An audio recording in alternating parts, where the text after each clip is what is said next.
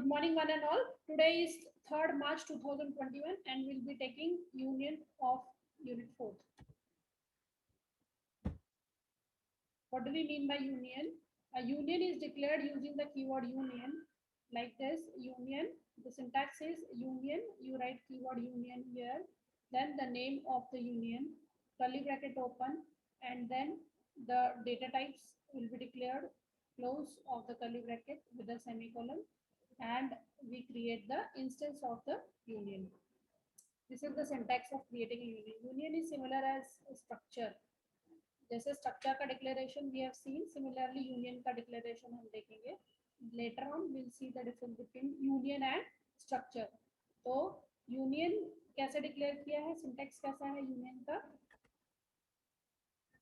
Union का syntax है, आपको यूनियन कीवर्ड लिखना है,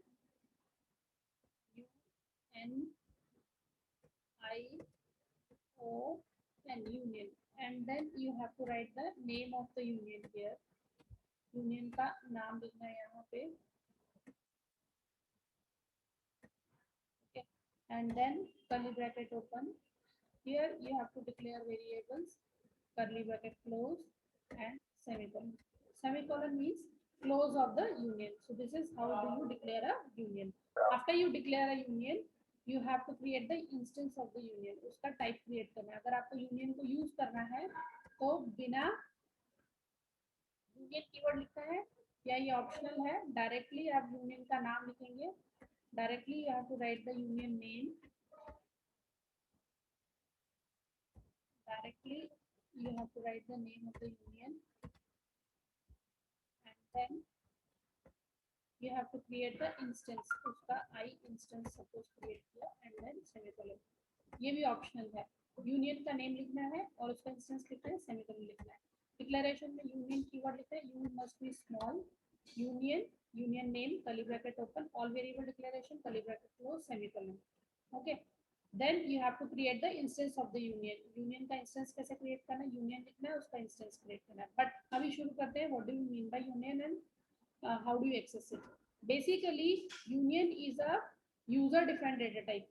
आपको यूजर डिफाइंड डेटा टाइप अगर क्रिएट करना है तो user defined data type can be created using the word union. Union allows you to create a user defined data type. Apart from union हम structure से भी user defined data type create कर सकते हैं, class से भी user defined data type create कर सकते हैं.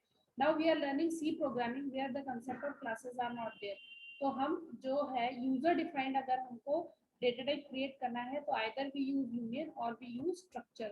स्ट्रक्चर हमने पिछली क्लास में देखा था. ओके. तो हम जैसे स्ट्रक्चर क्रिएट करते हैं सेम वैसे ही यूनियन क्रिएट करना है. उसका सिंटैक्स सेम है, सब चीजें सेम है, but difference lies in only memory location that we will see. Now while accessing union members, we should make sure that we are accessing the members whose value is currently residing in the memory. मतलब हमको जब हम उसको access करेंगे तो you have to remember कि जो current variable हम एक्सेस कर रहे हैं उसकी मेमोरी, उसकी वैल्यू जो है करंटली मेमोरी के अंदर है. अदरवाइज हम उसको यूज नहीं कर सकते और आपको वो एरर देगा.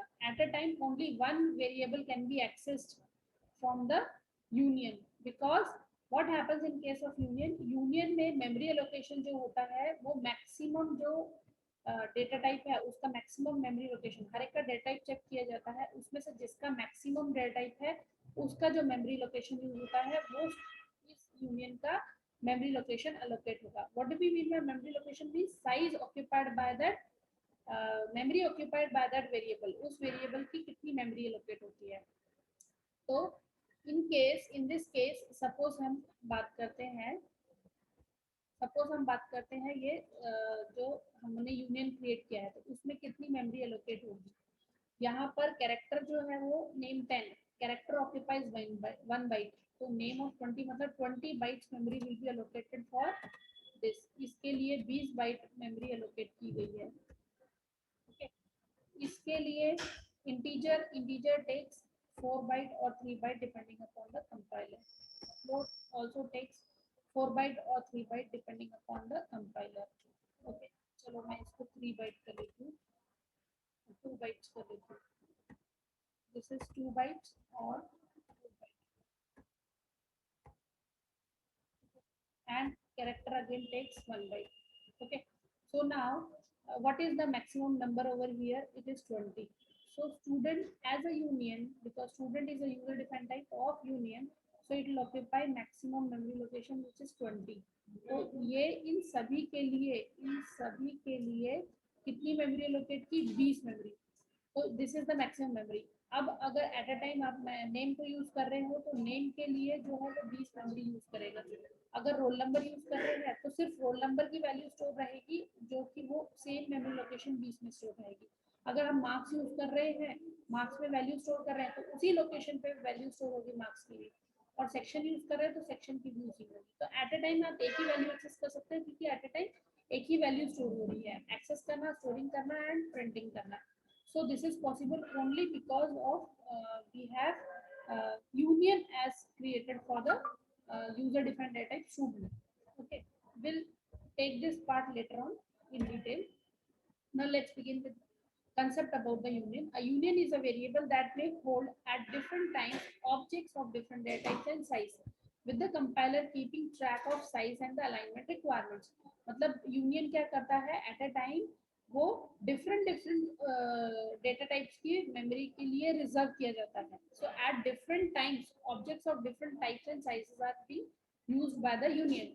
यूनियन एट अ टाइम एक मेमोरी लोकेशन यूज करेगा for storing different data type. फिर थोड़ी देर बाद वही memory location different data type के लिए यूज करेगा. फिर और थोड़ी देर बाद वही memory location different data type के लिए इस्तेमाल करेगा. तो अलग अलग डेटा टाइप्स जो है वो सेम मेमोरी लोकेशन को एक्सेस करेंगे डेटा स्टोर करने के लिए और एक्सेस करने के लिए. That is possible only with union. Next is union provide a way to manipulate different kinds of data in a single area of storage without embedding any machine dependent information in the program. मतलब union जो है वो क्या provide कर रहा है? Manipulation. Manipulation means changing of the data, different kinds of data in a single storage area. एक single storage area में डिफरेंट जो डेटा है उसका चेंजिंग. यहाँ पर तो होल्ड किए के लिए बात की है, चेंजिंग के लिए. अगर उसमें मैनिपुलेशन हो रहा है, चेंजेस हो रहा है, so that is there in the union. It provides a way, there is a way to manipulate the data. means जो डेटा सिंगल स्टोरेज एरिया में स्टोर है उसको हम मैनिपुलेट भी कर सकते हैं, चेंज भी कर सकते हैं. both structure and union are used to group a number of different variables together. देखो अब हम स्ट्रक्चर और यूनियन की बात करते हैं. दोनों स्ट्रक्चर और यूनियन दोनों जो है वो डिफरेंट डेटा टाइप्स को ग्रुप करने के लिए इस्तेमाल किए जाते हैं. दोनों का काम सेम है, दोनों user different data types create करते हैं. तो दोनों जो है वो क्या करते हैं? It is a collection of different data types. उन डिफरेंट डेटा टाइप्स जो बिल्ट इन डेटा टाइप्स है उनको कलेक्ट करता है, ग्रुप करता है और उसको नाम देता है. तो या तो वो स्ट्रक्चर का नाम होगा या यूनियन का नाम होगा. That is the way to create a user defined data type. Syntactically, both structure and union are exactly same. The main difference lies between is the storage. दोनों के बीच में जो फर्क है वो फर्क किस चीज का है? The difference lies in the storage. Storage कितना स्टोरेज, कितना मेमोरी लोकेशन इस्तेमाल कर रहा है, that is the main difference between structure and union. Now in structure each member has its own memory location, but all members of the union use the same memory location which is equal to the greatest member size. मतलब कि structure में जितने memory location individual का है उनका plus करके जितना memory location होगा वो स्ट्रक्चर के लिए इस्तेमाल किया जाता है. और अगर वही चीज यूनियन के लिए होगा तो जो मैक्सिमम ग्रेटेस्ट मेमोरी लोकेशन होगा that will be the size of the union. Means again will come back to this union. तो जब अगर मैं ये स्टूडेंट को एज अ यूनियन डिक्लेयर कर रही हूँ तो character occupies 20 bytes, integer occupies 2 bytes, float occupies 4 bytes and character single character occupies 1 byte. 20 is the maximum number. 20 bytes जो है वो maximum number है.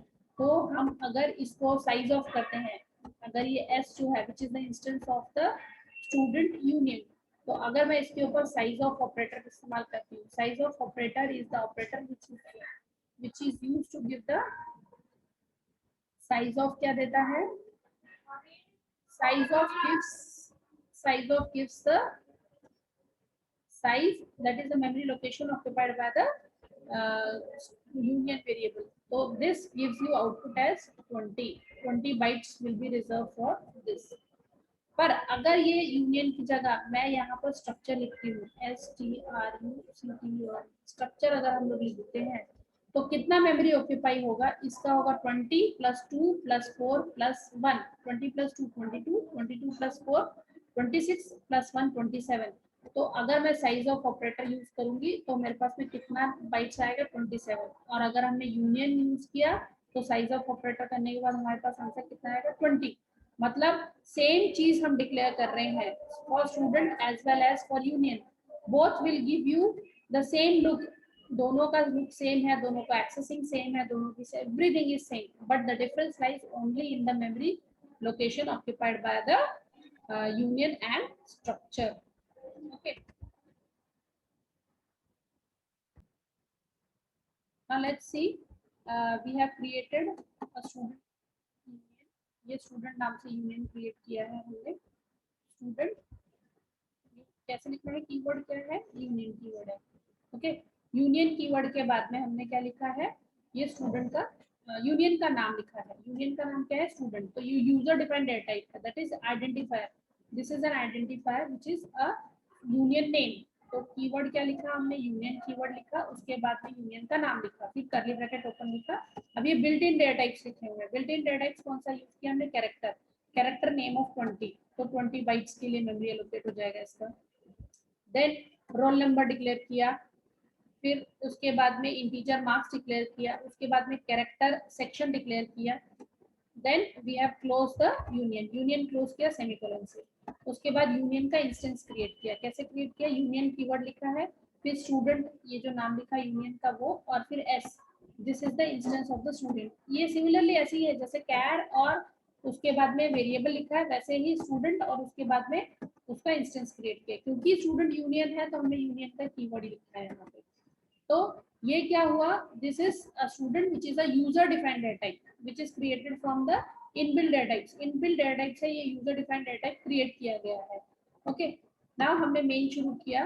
मेन में हमने क्या किया, हमने सिर्फ इसको प्रिंट किया, इसका साइज कितना है, साइज मतलब how much memory will be occupied by the s variable. And what is s, s is of type student, and what is student, student is a union. तो इस s ने कितना memory occupy किया है, ये कितना memory occupy करता है, ये 20 बाइट्स ऑक्यूपाई करता है। ये integer occupies 2 bytes, integer occupies 2 bytes. Then your character occupies 1 byte. तो टोटल हमारा कितना हो गया, 20 + 2 + 2 24 + 25।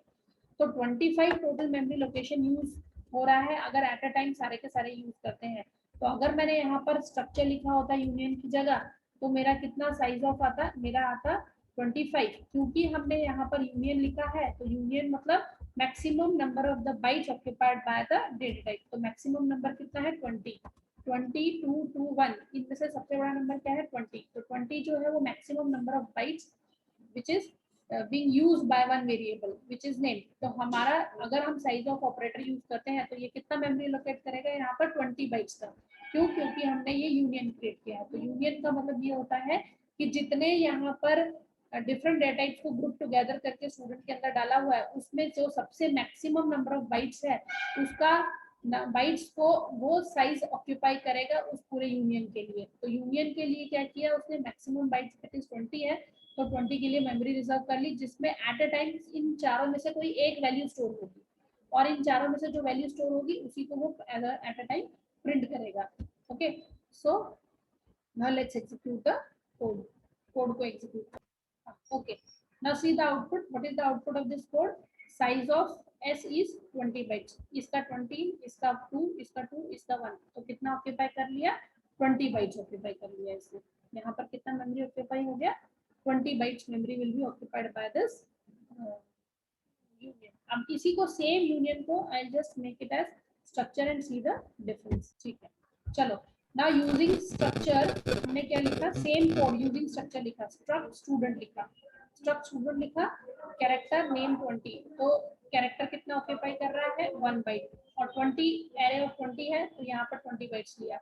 In this case compiler, in this compiler this integer occupies 4 bytes. ये डिपेंड करता है कौन सा कंपाइलर, हम डिव स्टूडियो यूज कर रहे हैं तो ये 4 बाइट्स ऑक्यूपाई करता है। अगर आप यूनिक्स बेस्ड और लिनक्स के ऊपर वर्क करते हो C++, then it occupies 2 bytes। तो यहाँ integer occupies 4 bytes, integer occupies 4 bytes and the character occupies 1 byte। तो ये 4 है तो 4 है तो ये 4 बाइट्स ऑक्यूपाई करेगा। कैरेक्टर, एक कैरेक्टर 1 बाइट, तो 4 बाइट। एक नेम जो है अगर एक कैरेक्टर बोलेंगे तो 1 बाइट, 20 कैरेक्टर्स बोलेंगे क्योंकि ये सेट ऑफ कैरेक्टर्स है तो 20 बाइट्स। अब क्योंकि हमने यहाँ स्ट्रक्चर क्रिएट किया है तो स्ट्रक्चर कितना मेमोरी ऑक्यूपाई करता है, ये देखो ये लास्ट लाइन जो है structure occupies addition of all these 20 plus 4 plus 4 plus 4 that is 32। ये देखो यहाँ 32 आंसर है, ये लास्ट वाली लाइन का। इंडिविजुअल नेम कितना ऑक्यूपाई कर रहा है 20 बाइट्स, उसके बाद रोल नंबर कितना ऑक्यूपाई कर रहा है 4 बाइट्स, उसके बाद मार्क्स कितना ऑक्यूपाई कर रहा है 4 bytes, and section occupies 4 bytes, and in total it occupies 32 bytes. तो same code we have seen with the union. अगर यूनियन लेते हैं तो मैक्सिमम नंबर ऑफ बाइट्स जो है वो एलोकेट करता है। तो what is the basic difference between union and structure is that the structure occupies the addition of all the memory location of the data types which have been declared within the student, and union occupies the maximum number of the maximum size of the individual data type which is being declared within the union। जो उसके members है उसका जो maximum number of bytes है वो 20 वो occupy करेगा union, और स्ट्रक्चर क्या करेगा इसका addition total 20 plus 4 plus 4 plus 4 that is 32। so this is the basic difference between union and structure. Now tomorrow we'll see how do you access individual elements of the structure and the union.